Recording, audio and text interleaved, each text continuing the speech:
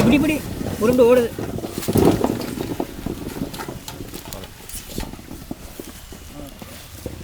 Strawberry kesari செம்மையா சமைக்கிறோம், பயங்கரமா ரசிக்கிறோம். இன்னைக்கு ஒரு புட்டி. எல்லாரும் வாங்க. Welcome you.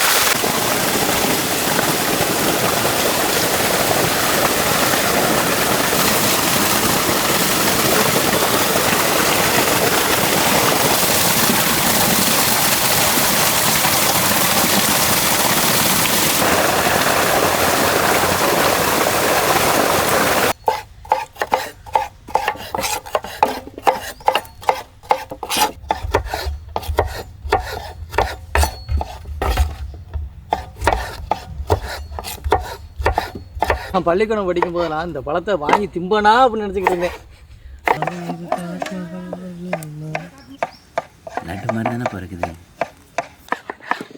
எவ்வளோ தான் திங்கிறது?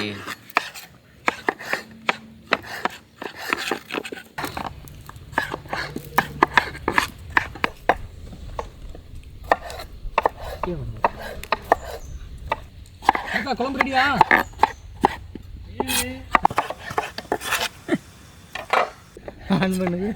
ஒரு பழம் சாப்பிட்டு போங்க.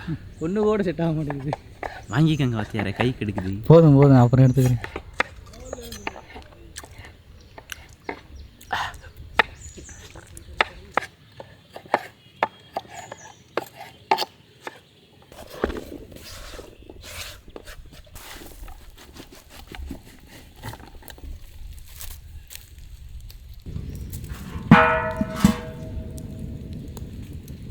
ரவா மாவே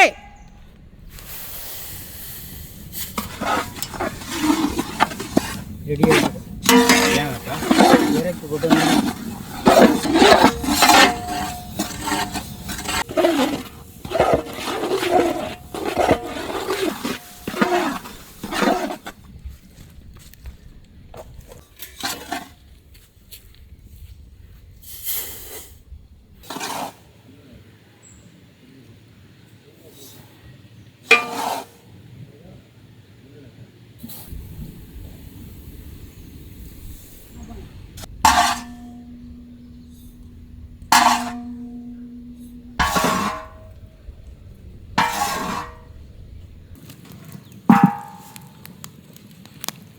சுத்தமான நாட்டு பசு நெய்.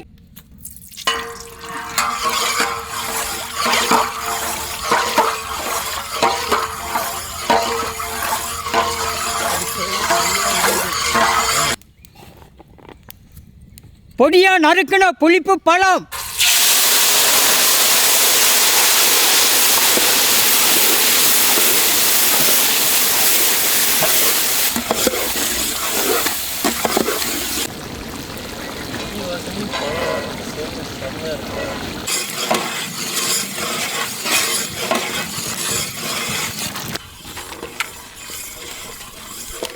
கற்கண்டு.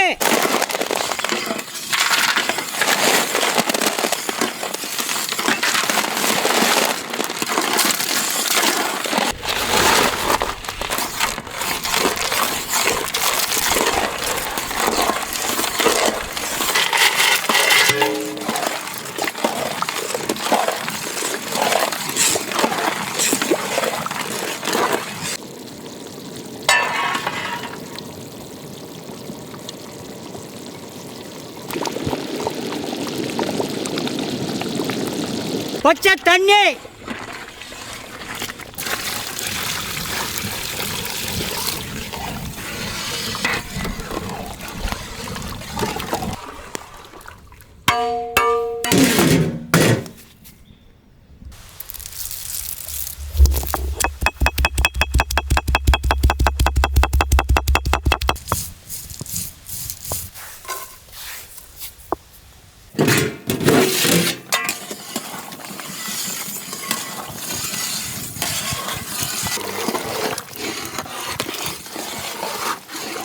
வறுத்த ரவா,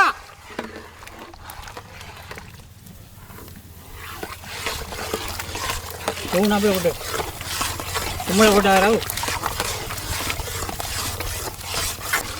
என்னப்பா ரவா முன்ன சுடுது? வெயில் மாப்பிள்ள வறுத்தது மாப்பிள்ள. வறுத்தது வேற, இவ்வளோ நேரம் வெயில் வேற. போகலாப்ல கொடுக்கும்.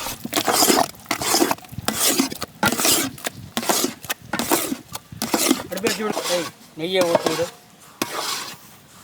நெய்யை ஊற்று.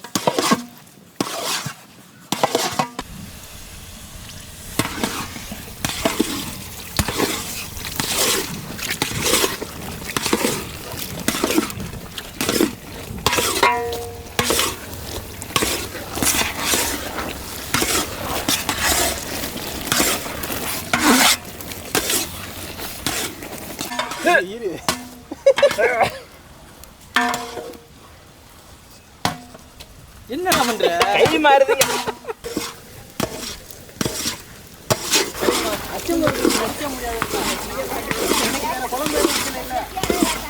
நெய்யில வறுத்த முந்திரி திராட்சை,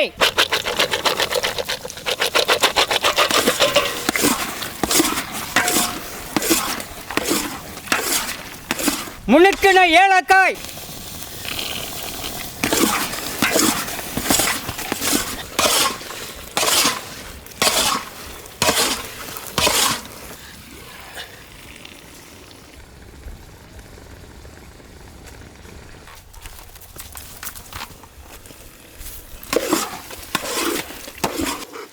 அது கிண்டுன ஆள் இது. அப்படி நானும் தான் கிண்டேன்.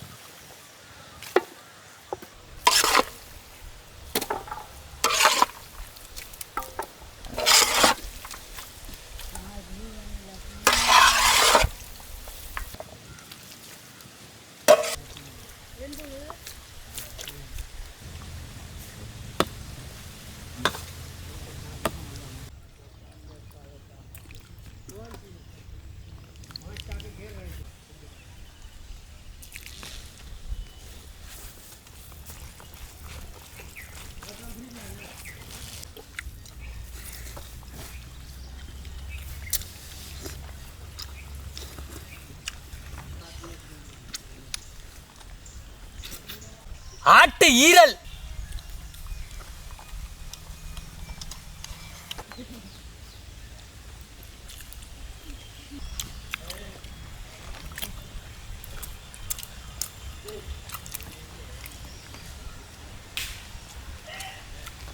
ஸ்ட்ராபெரி பழத்தை வச்சு ஐஸ்கிரீமு, ரொட்டி, பிஸ்கட்டு, நொட்டு, ரோஸுக்குன்னு நம்ம நிறையா வாங்கி நம்ம சாப்பிட்ருப்போம். ஆனால் இன்றைக்கி நம்ம முழுக்க ஸ்ட்ராபெரி பழத்தை அப்படியே கூழாக்கி ரவா மாவை போட்டு நாட்டு பசி நெய் நிறையா ஊற்றி கம்மன்னு கேசரி, அந்த நெய் வாடைக்கு அதுக்கும் ஸ்ட்ராபெரி பழத்தோட டேஸ்ட்டு சேர்ந்து வேறு லெவல் சுவையை கொடுக்குது. வாய்ப்பு இருந்தால் நீங்கள் வீட்டில் செஞ்சு சமைச்சு சாப்பிட்டு பாருங்கள், வேறு லெவல் சுவை. கேசரி அம்புட்டும் ருசி தான்.